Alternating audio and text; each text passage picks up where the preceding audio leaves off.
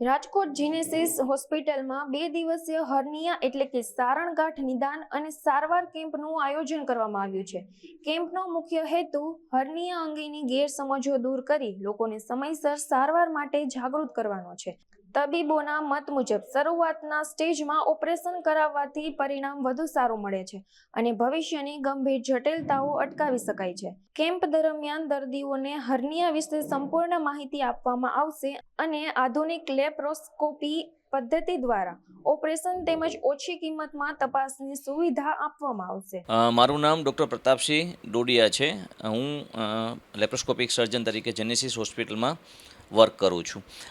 અમે જેનેસિસ હોસ્પિટલમાં આજે એટલે 3 તારીખ અને 4 તારીખે 2 દિવસ માટે આપણે હર્નિયા કેમ્પનું આયોજન કરેલ છે.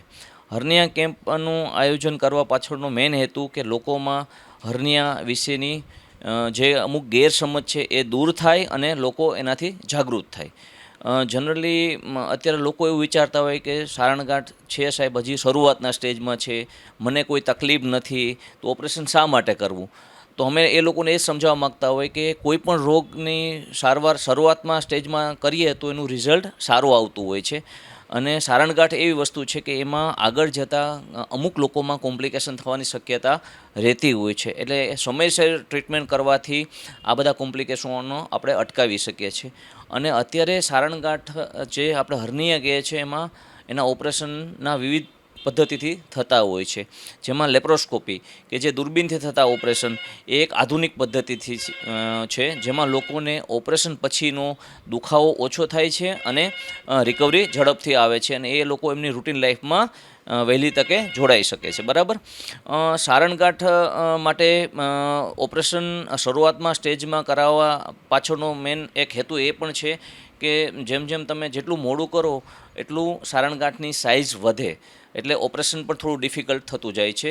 બીજી વસ્તુ કે જેટલું લેટ કરો ત્યારે ઘણીવાર અમુક લોકોને ડાયાબિટીસ, બ્લડ પ્રેશર એવા રોગો આવતા હોય છે, ક્યારેક અમુકને હૃદયના પ્રોબ્લેમ થતા હોય. એટલે આ બધા ડિસીઝ તમને લાગુ પડે અને પછી ઓપરેશન કરાવો તો ઓપરેશન સામાન્ય માણસ કરતાં એમાં ઓપરેશનનું જોખમ વધારે હોય છે. એટલે કેમ્પનો હેતુ લોકોને સારણગાંઠ વિશે માહિતગાર કરવાનો છે અને સારણગાંઠની કઈ રીતે ટ્રીટમેન્ટ કરવી અને વહેલી તકે ટ્રીટમેન્ટ કરાવવી એ સમજાવવાનું છે. આ કેમ્પમાં અમે દર્દીઓને હર્નિયા વિશે માહિતગાર કરશું અને રૂટીન જે એના ચાર્જીસ હોય એના કરતાં અમે અમુક ડિસ્કાઉન્ટ આપી અને ઓછા રેટથી અમે એમના અલગ અલગ પ્રકારના ઓપરેશન કરશું. ઓપરેશનનું સિલેક્શન દર્દીની કન્ડિશન ઉપર હશે. અમુક લોકોમાં ઓપરેશન ચેકાથી કરવામાં આવશે અને અમુક લોકોમાં આપણે દૂરબીનથી ઓપરેશન કરશું. ડિપેન્ડ ઓન પેશન્ટની કન્ડિશન કેવી છે એના ઉપર. મોટાભાગે સારણગાંઠ છે એ 45 વર્ષ પછી એ લોકોમાં જોવા મળતી હોય છે. ખાસ કરીને પુરુષોમાં સાથળના ભાગમાં સારણગાંઠ થતી હોય, જેને આપણે ઇન્ગ્વાઇનલ હર્નિયા કહીએ છીએ, એ જોવા મળતી હોય છે. જ્યારે સ્ત્રીઓમાં જે અમ્બિલિકસ ઉપર કે જે ડૂંટીની સારણગાંઠ છે એ ખૂબ જ સામાન્ય છે. આ ઉપરાંત અમુક લોકોમાં જ્યારે પેટનું ઓપરેશન કરેલું હોય ભૂતકાળમાં, ત્યારે એ ઓપરેશનના ટાંકા ખુલે તો એમાં પણ સારણગાંઠ થતી હોય, જેને આપણે ઇન્સિલન હર્નિયા કહે છે. આમ તમામ પ્રકારની સારણગાંઠની સારવાર આપણે આ કેમ્પ દરમિયાન કરવાના છીએ.